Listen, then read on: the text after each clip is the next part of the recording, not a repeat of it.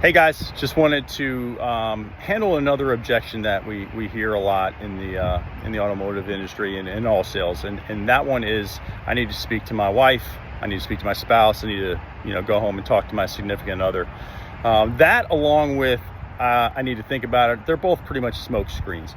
They're usually covering up the fact that they don't like the numbers or they don't like the car or they're just in a fearful state of making a decision right now. So a couple things we need to do. Number one, we got to make them feel at ease.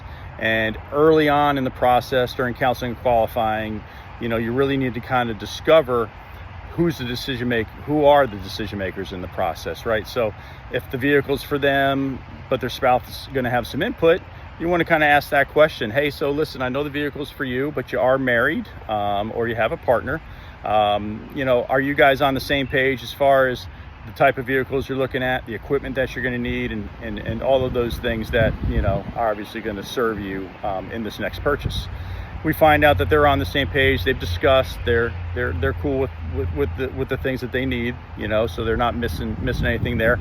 And then so I'm gathering all the information. Then I also want to kind of go. So I'm also guessing here that because you've discussed the vehicles and how they're going to be equipped and what can work for you guys, that you also are on the same page as far as where you want to be budget wise, and particularly where you don't want to be budget wise. Would that be correct in assuming that? And most people are going to tell you yeah. And then just kind of move on from there, continue with your counseling and qualifying.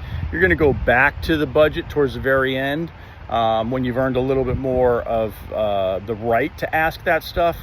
But in the initial consultation, you want to kind of just bring up, hey, who else is going to be riding in the car, and have you guys discussed the vehicle and the options that you're going to need in it, and how you're going to be using it, and then of course I'm guessing that you're both on the same page as far as where you need to be budget wise. And maybe they'd give you a response like, well, yeah, we have a pretty good idea, but we haven't really sat down and figured out exactly where we want to be budget wise, but we're in the initial steps of it. No problem. I just I know that you guys are probably you're probably very familiar with what won't work. We just got to figure out what will. But in the meantime, let's make sure we find the right car. Okay. And so now we found the vehicle, we've test driven it. And we've sat down with them and asked them, if the features, if the numbers are right on the vehicle, would this vehicle be the one that you want to take home? Okay. And so now we can discuss price, payment, all those fun things. We go through all that, and they give you well, I appreciate it, Mike. Everything looks good, but I need to go home and speak to my spouse. Okay. And I want to acknowledge that. Say, hey, listen, I totally understand. I got a spouse as well, so I understand that as well.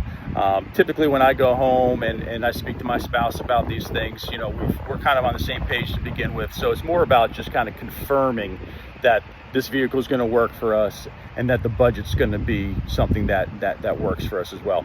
Would that be the case with you guys? Is that what you're going to discuss when you go home with your spouse? And they're going to answer the question. Most likely it's going to be, yeah, that's kind of what it is, right? And so next kind of step is you want to kind of push it a little bit further and see if there's a way that we can do business with them right now. So, hey, Mr. Customer, let me ask you this, because I know for me that my wife really does not want to come to the dealership. She doesn't want to be involved in the process. She just wants to make sure that, number one, I'm getting the right car, and then I'm staying within the budget that we agreed upon. If we can accomplish both of those things and keep your wife from having to come up to the store, do you think that would make her happy, or do you think she'd be much more interested in coming up and spending a couple hours here, right? Chances are she's not going to want to come up. She's too busy. She's not going to enjoy the process. She's going to avoid that.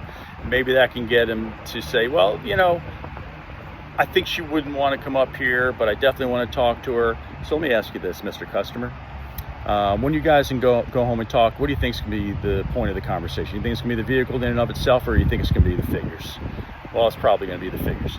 Now, if she was to say no to anything in the figures, what do you think it would be? Would it be your down payment, or would it be possibly something else?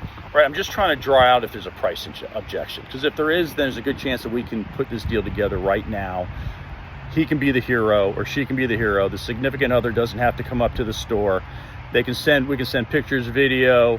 Hey, this is what we're thinking of getting. This is where we are price-wise. Let's wrap this up right now.